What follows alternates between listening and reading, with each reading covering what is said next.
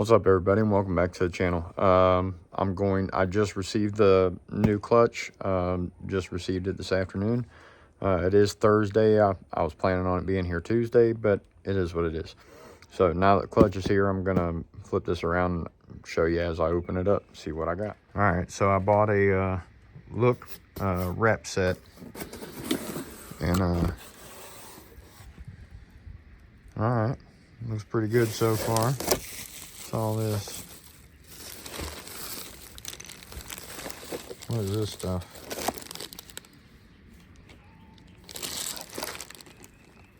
I wonder if that's for replacing like a pilot bearing or something. I don't know. I've never seen those before. Those are definitely weird. All right.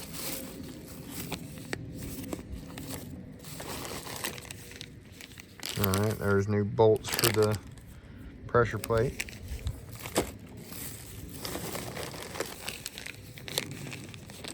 And I guess new bolts for the flywheel. I guess they figure you're replacing the rear main, but I already replaced the rear main, so it is what it is. All right, cool. So, all right, here's my throwout bearing with the bracket. That is flipped the wrong direction. It goes on this direction. But, yeah. All right, cool. And I did check the threads on the car, and it does look like I can, ooh. So does that, that's got to be the one for the back of the crank. All right. And there's my pressure plate. I assume the clutch disc is underneath it.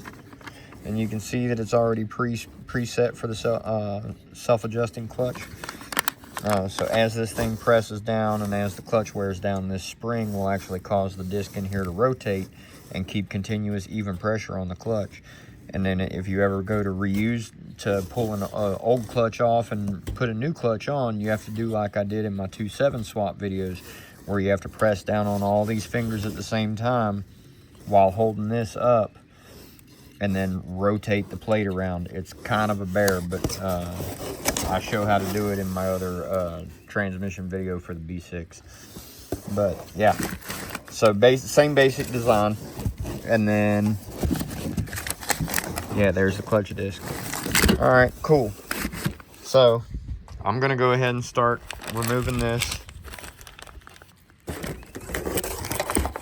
Or actually, I'm gonna go make sure this will bolt into the car. I did manage to fix the bolt holes. Not fix them, but I was able to get a bolt that'll go way deeper inside of there, and gets real good and strong connection. And I torqued it down to, I think, 20 foot-pounds or 25. I can't remember what I torqued it to, and both of them held. So I'm hoping that that's gonna work. So we'll see. All right, everybody. So I was able to get this bolted in. You can see I got it bolted back in. These bolts are a pretty good bit longer than what the original ones are called out for. And all I did was ran my tap down in there. It was already drilled pretty deep, but it wasn't tapped all the way through. So I tapped it all the way down to the end of the drill that was already in there. And just ran longer bolts in it, and it seems to be holding fine. I've got pretty good pressure on those bolts right now. I haven't torqued them yet, but I did put pressure on them just to make sure that they would sit straight and that it doesn't interfere with the shaft spinning. And it's sitting straight and everything, so it should be good. So now I'm gonna go up and start disassembling the pressure plate and clutch disc. All right, now to separate the pressure plate and everything from the dual mass flywheel, you need a M10 triple square, and then you break all the bolts loose just like a quarter of a turn on each one, and then you back off each bolt a half a turn maybe each time, just alternating around it so that you bring the pressure up evenly until all the bolts are loose. But you got to keep pressure on all the bolts the whole time evenly until it's completely sprung free. As you're loosening it, you'll see these fingers start coming up. Eventually they'll stop moving. When they stop moving, that's generally when you have enough looseness on the bolts to go ahead and run them out. But make sure that you take all the pressure off before you do that. All right, so I just received my new clutch fork spring, but it came in 3 freaking packages. Not really too crazy about wasting all that freaking material just for one little spring. I mean, that's kind of crazy. But anyway, got the new spring, so I'm going to go put this on the clutch fork while I've got it in my hand and install the clutch fork, and then I'll come back to taking this out. I got all the bolts out. All I need to do is stick the screwdriver in here and pry between the pressure plate and the edge of the dual mass flywheel, just to get it to pop off the alignment pins. All right, so here's the clutch fork. I mean, I could buy a whole nother clutch fork. I did look at them, and they're I want to say they were $120 plus shipping, or they might have been 120 with shipping. I can't remember. But this fork doesn't look horrible, as long as it's got a new clip on it holding it against the retention knob inside of there. It should be okay. As long as my throwout bearing clips on, then I'm just going to let it run. But now I just need to install this clip on here and then install this into the vehicle. So the way this goes is it goes in here just like this, but the throwout bearing goes in front of it. So I need to pull the throwout bearing off, because that's all you're bolting in when you're bolting that piece in. And then you need to clip this on to here. You'll see there's 2 tabs. You got to clip that onto here. And this is where I'm hoping that it's not messed up bad to where I can't clip it on. But let me get this clipped on and I'll pick back up. But there's a little groove. You can see that little groove. The one on the bottom's in. The one on the top, I got to get it to sit in that groove. But pop it in and then I'll pick back up after I've got it popped together. Okay, I am going to have to clean this up with the grinder, because this isn't flat anymore and it has to be flat for it to slide side to side. So I'm going to have to clean up this edge. Once I clean that edge up, it should. All right, I got it all cleaned up and it will slide side to side. You need to make sure that yours will be able to slide side to side as well, because it needs to be able to pivot. Not that much, but it does need to be able to pivot. As this is pivoting, this center line on this is going to stay the same. So as this is coming up, this needs to be able to move out or in accordingly. So now that I've got that clipped in, you can see it's clipped in right there. So now I'm going to set it on here, get the slave cylinder lined up with that detent, and get this clip to snap on to that retention knob. So that detent has to go, or that slave cylinder has to go into this detent, and that clip goes on to that retention knob. All right, to get this side to clip in, you just set it in there and then push, line it up to the center of the clip, and then push, and you'll feel it pop on there. And then this, you just get your hand in there and line it up with the detent and just get it to kind of rest on there. And then when you put the clutch in, it will actually push the slave cylinder back and it'll keep it in the detent. So now I'm going to go back to working on the replacing the pressure plate and the clutch disc. All right, so I've actually went ahead and pried it up off of these alignment pins, and I'll show you how I did that. But now I can pull the clutch off, and I'm dropping apparently pieces from the slave cylinder, or from the throwout bearing, are still lodged in here. Yep, there's a piece of the throwout bearing. So yeah, there's still pieces of the throwout bearing in there. Good thing I took the clutch apart. That looks like the rest of it laying inside of there. Yummy.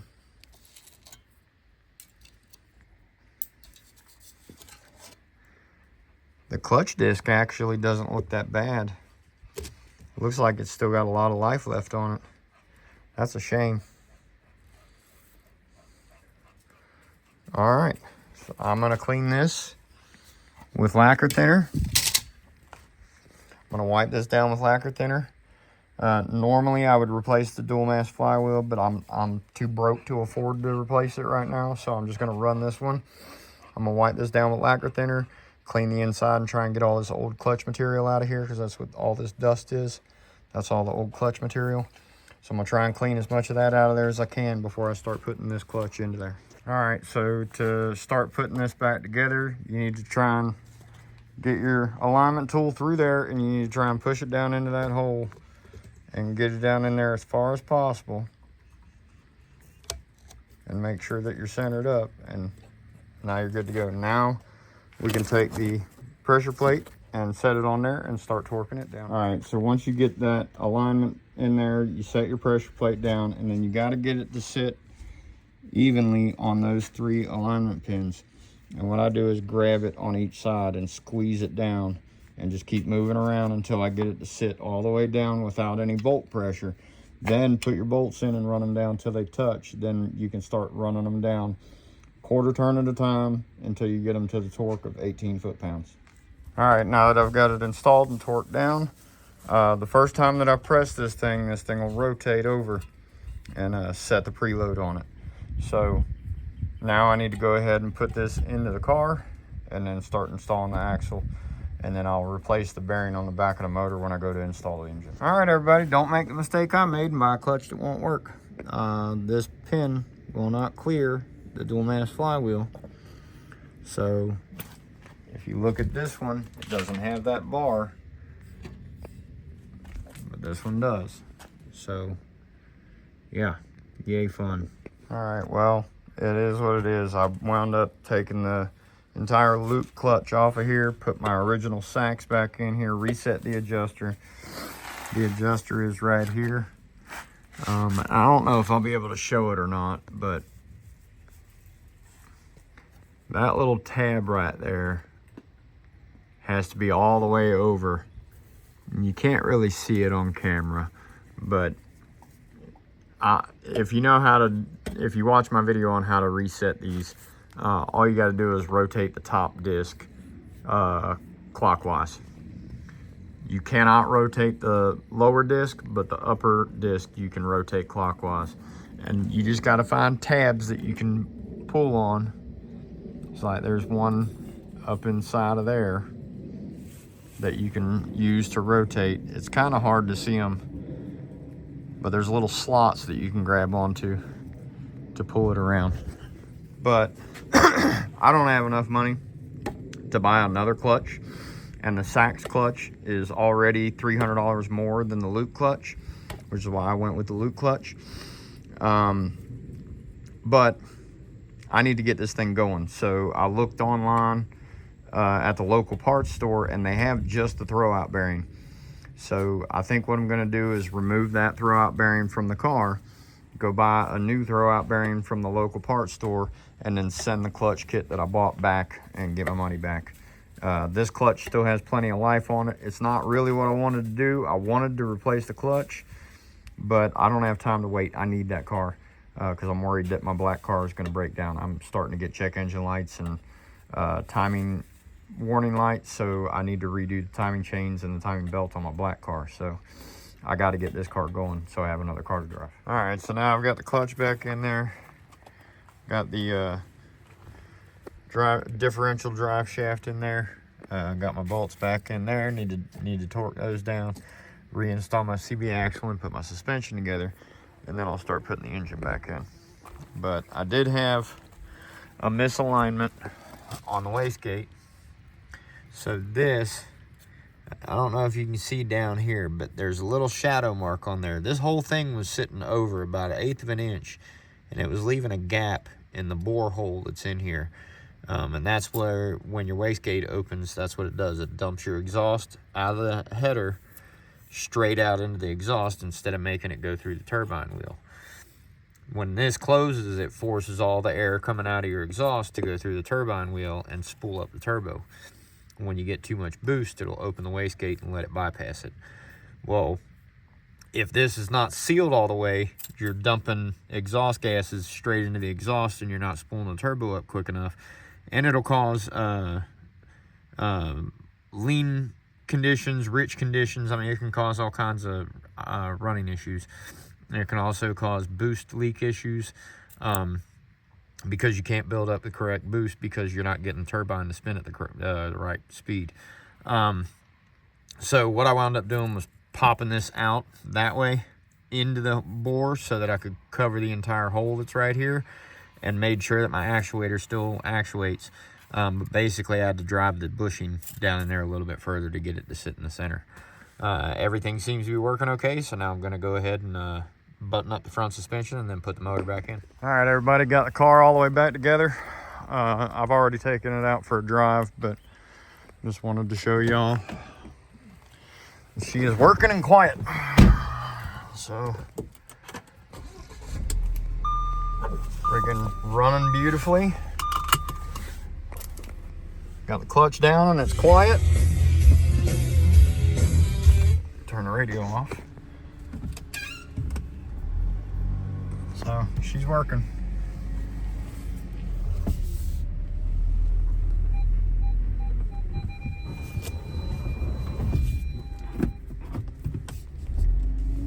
So yeah, now I'm gonna go take her out for another drive. But yeah, everything seems to be good. All right, guys, so yesterday on my test drive, I did wind up getting another check engine light. And for any of you that have been following this car ever since I got it, I've had a P2187 lean at idle condition ever since I bought this car. I've been fighting that the whole time. And got all the vacuum leaks fixed, replaced the rear main seal, replaced the pistons. I mean, I've done a ton of work to this motor. And so I went to fix the wastegate, and I moved the wastegate, but I think it's seizing inside of the turbo housing, the hot side of the turbo housing. I don't think it's rolling correctly, so it's not releasing pressure. When I look at the live data on the car, it's saying my charge pressure is going all the way up to 20 PSI when it's only calling for 3. And I'm getting a P2188 rich at idle now. So I'm starting to believe that my P2187 has been being caused by the misaligned wastegate flapper. And now that I've moved it where it belongs, it's working better, but it's not allowing the overboost to release. So I'm not able to relieve that extra pressure, and if I drive the car like it is, I'm going to wind up blowing either the charge pipe or the intake or something, because it's going to boost all the way freaking 40 PSI if I let it keep running like that. So what I'm going to do, I looked at a flapper repair kit for the turbo.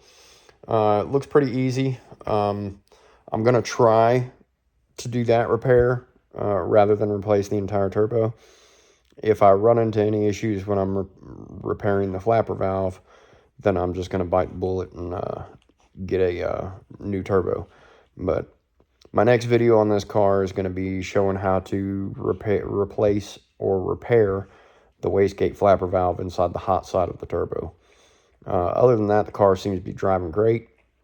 I do think that I have a bad wheel speed sensor because I keep getting ESP fault and a parking brake fault. And usually those only come up when there's a bad wheel speed sensor. But I'm not getting any codes for a wheel speed sensor, so I'm going to have to look at the live data when I can actually drive the car. I can drive the car right now, but I don't want to cause any issues with it overboosting, blowing an intake tube off or cracking the intake manifold or anything, because the intake manifold's plastic. So I don't want to take any chances. I need to fix the wastegate before I continue trying to diagnose what's going on with the ESP. So, but that shows how to replace the throwout bearing. I did just replace the throwout bearing. I cleaned the flywheel and pressure plate and put the original clutch back in it. That thing still had over half its life left. So car drives fine with the clutch. It pulls fine and everything. So I think my only issue now is the rich at idle and lean at idle, which I believe is the flapper valve, and then possibly a wheel speed sensor. So I may finally have all the issues gone out of this car. But like always, if this video helps out in any way, or if you like what you saw, please like, comment, share, subscribe, let your friends see what I'm doing, and I'll catch y'all in the next video. Have a great one.